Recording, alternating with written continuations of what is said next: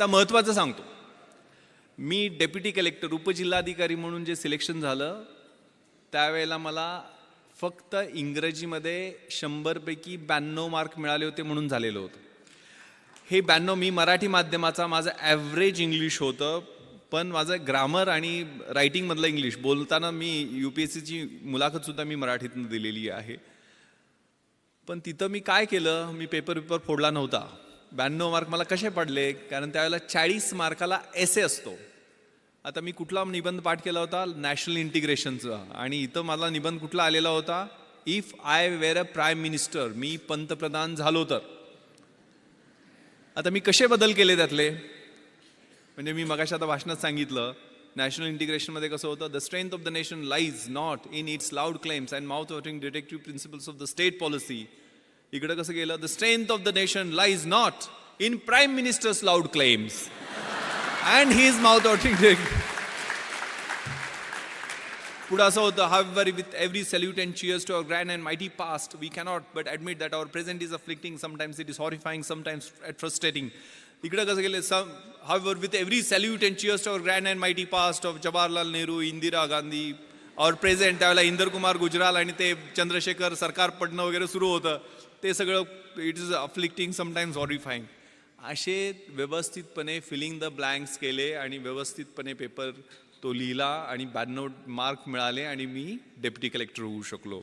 हा प्रयोग माझ्या मित्रानं केला आणि त्याला 37 मार्क फक्त पडले. त्यामुळं हा प्रत्येकाचा इंडिव्हिज्युअल अप्रोच असतो, प्रत्येकाच्या अभ्यासाची शैली ही वेगळी असते. माझी दुसरं कारण मी डेप्युटी कलेक्टर होण्याचं, माझा समाजशास्त्र विषय मी घेतलेला होता. कधी घेतला, ज्यावेळेला MPSC प्रिलिम्सचा रिझल्ट लागला आणि मी पास झालोय आणि 1.5 महिन्यांनी MPSCची मुख्य परीक्षा आहे हे माहीत झाल्यानंतर मी समाजशास्त्र विषय घेतला. कारण मराठी लिटरेचर माझा दुसरा ऑप्शनल सब्जेक्ट UPSCच्या अभ्यासासाठी, IAS IPSच्या तयारीसाठी मराठी साहित्य होता. पण MPSCमध्ये मराठी साहित्याचा चांगला स्कोअर होत नाही आहे, त्यामुळे मला माझ्या मित्रांनी सांगितलं की तो विषय घेऊ नको. मग मी समाजशास्त्र विषय घेतला. समाजशास्त्राचं सोशॉलॉजीचं स्पेलिंग सोडून मला काहीही माहीत नव्हतं. मी बाजारात गेलो, सगळ्यात छोटं पुस्तक असेल ते निवडलं आणि ते 175 पानाचं पुस्तक घेऊन आलो. आणि माझा एक मित्र संजय देशमुख, जो MPhil इन सोशॉलॉजी झालेला होता, त्याला म्हटलं मला जरा मार्गदर्शन करे, माझं 7 दिवस मी देऊ शकतो या विषयाला, मला समाजशास्त्र विषयात चांगले मार्क्स पाडायचे आहेत. तोही मेन्सला होता. तो 3 ठोकळे त्यानं मोठे मोठे काढले आणि जवळजवळ 350-400 डेफिनेशन्स इंग्लिशमध्ये त्याला पाठ होत्या. आणि असं टेन्शन दिलं की म्हटलं आता आपण गळ्यात दगड बांधलेला आहे आणि उडी मारलेली आहे आणि 100% बुडणार. मात्र ते 7 दिवस त्या पुस्तकाबरोबर मी अभ्यास केला, म्हणजे रोमॅन्स केला, लिटरली कॉन्सेप्ट समजून घेतले.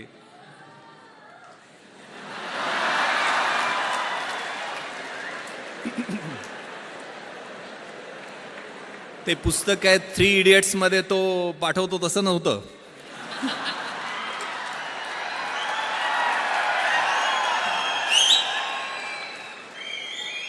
आणि तुम्हाला विश्वास बसणार नाही, माझं मार्कशीट तुम्हाला मी दाखवेल.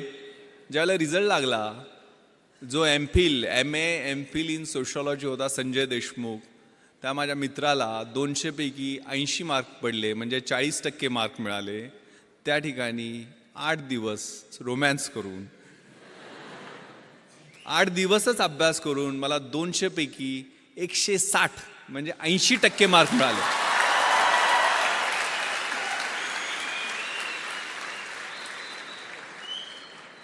अगेन मी पेपर फोडला नव्हता, किंवा पेपर फोडून सुद्धा समाजशास्त्रात विश्लेषणा पद्धतीनं मार्क मिळत नाहीत. काय केलं मी, कॉमन सेन्स. रोजच्या जीवनशैलीमध्ये आपलं जे निरीक्षण असतं, आपलं ऑब्झर्वेशन असतं, ते खूप महत्त्वाचं आहे. प्रश्न काय होता समाजशास्त्रात, बलुतेदारी सिस्टमबद्दल प्रश्न होता. तर बलुतेदारी सिस्टम मला पुस्तकात वाचायची गरज काय आहे? माझा खेड्यात जन्म झाला आहे, ते 12 बलुतेदार 18 बलुतेदार, तो शेतकरी, त्यांच्यात असणारी बार्टर सिस्टम, रोजचं ऑब्झर्वेशन आहे. आणि माझ्या विश्लेषणात पद्धतीने मी इंडिपेंडंट त्याचं ॲनालिसिस केलं, कुठलंही बॅकग्राऊंड नसताना. कारण या परीक्षा म्हणजे तुमच्यातल्या ऑफिसर लाईक क्वालिटीज या पाहत असतात, चेक करत असतात. त्यामुळं या व्हॅल्युटरी सिस्टममध्ये परफेक्ट मी विश्लेषण करून त्याचं उत्तर लिहिलं. दुसरा प्रश्न होता काय, सेक्युलरिझम, धर्मनिरपेक्षतावाद.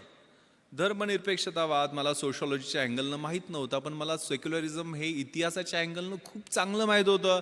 कारण युरोपमध्ये 30 इयर्स वॉर झाला, त्या ट्रिटी ऑफ ट्रॉस्की झाली, त्यातनं सेक्युलर म्हणजे प्रोटेस्टंट अँड कॅथलिक्समध्ये वॉर झालं, त्यातनं ह्या कॉन्सेप्टचा उदय झालेला आहे. त्यामुळे त्याचं रिलेव्हन्स आपल्या देशाच्या दृष्टीने कितपत आहे, टॉलरन्स आणि सेक्युलरिझमचं कम्पॅरिझन हे इतकं चांगल्या पद्धतीने मी जगाच्या इतिहासाच्या अनुषंगानं लिहिलं की इतरांपेक्षा वेगळं उत्तर झालं. Winners don't do different things, they do the things differently, असं काहीतरी म्हणतात. आणि मला एवढे मार्क मिळाले. त्यामुळं आपला जो ध्यास आहे, म्हणजे ज्ञानाचा ध्यास, अभ्यासाचा ध्यास, हे खूप छान संस्कृत सुभाषित मला माझ्या शिक्षकांनी, 7वीला माझं संस्कृत होतं, मी शिराळ्याला शाळेला गेलो त्यावेळेला, विद्वत्वांच नृपत्वांच नैवम तुल्य कदाचन स्वदेशे पूज्यते राजा विद्वान सर्वत्र पूज्यते. विद्वत्तेची आणि राजसत्तेची ही तुलना कधीही होऊ शकत नाही आहे, कारण राजाची त्याच्या स्वतःच्या राज्यामध्ये पूजा होत असते, परंतु विद्वानाची पूजा ही पूर्ण जगामध्ये होत असते. त्यामुळे अभ्यासाचा ध्यास ठेवायचा आहे. मी IPSमध्ये सिलेक्शन झालं त्यावेळेला माझं क्वालिफिकेशन होतं BA इतिहास शिवाजी विद्यापीठ कोल्हापूर मराठी माध्यम. पण मी त्यानंतर IPS झाल्यानंतर तिथं ट्रेनिंगला असताना हैदराबादला masters in police management Osmania युनिव्हर्सिटीमधनं ही मास्टर्स डिग्री घेतली. परत आल्यानंतर मी MA एक्सटर्नल मुंबई विद्यापीठातनं माझं हिस्ट्रीमध्ये कंप्लीट केलं. त्यानंतर मी लातूरला आणि नांदेडला SP असताना तिथनं मी LLB माझं कंप्लीट केलं. आणि गेल्या वर्षी मी मराठवाडा विद्यापीठातनं बाबासाहेब आंबेडकर मराठवाडा विद्यापीठामधून LLMचं फर्स्ट इयर तिथं फर्स्ट येऊन कंप्लीट केलं. आता सेकंड इयरला मला ॲडमिशन घेता आली नाही आहे, कारण 1 वर्षात माझी ट्रान्सफर झाली. शिकत राहायचं, गोल सेट करायचे, स्वतःतली जी काही फिजिकल, मेंटल आणि आतली इंटेलेक्च्युअल कपॅसिटी आहे ते वाढवत राहणं. माझ्या आयुष्यात मी 150 गोल सेट केलेले आहेत.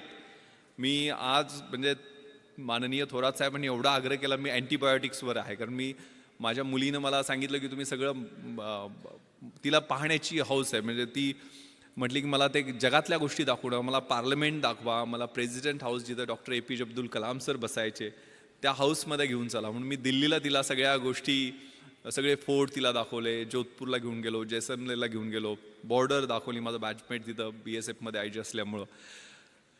आणि म्हणजे तिला मी सर APJ अब्दुल कलाम सरांना भेटायला गेलो त्यावेळेला तिला ऑटोग्राफ देताना तिने विचारलं, येस व्हॉट्स युअर नेम बेटा? ती म्हटली Janhavi. Okay Janhavi, do you want to become IPS officer like your father? तर ती म्हणाली, no no sir, I want to become doctor APJ Abdul Kalam.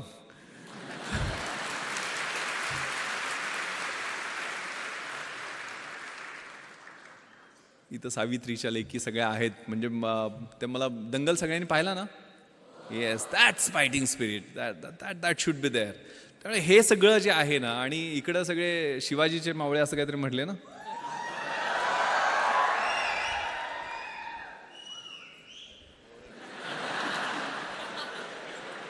पहिल्यांदा कळालं शिवाजीचे मावळे शिट्ट्या पण घालत होते. हे खूप छान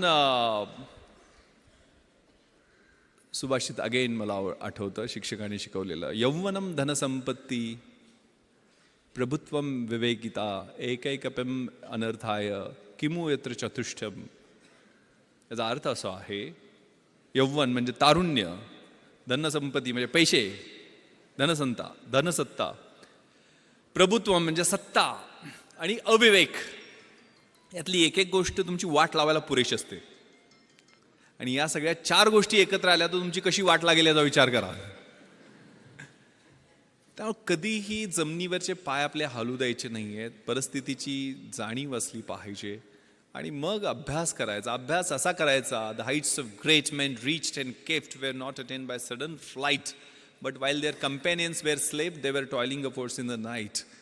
जी उंची मोठी माणसं गाठतात ती थोरात साहेबांनी ज्यावेळेला 1978ला सुरुवात केली होती त्यावेळेला काय 100-150 सुद्धा विद्यार्थी नव्हते. आज 10,000 विद्यार्थी या कॅम्पसमध्ये आहेत.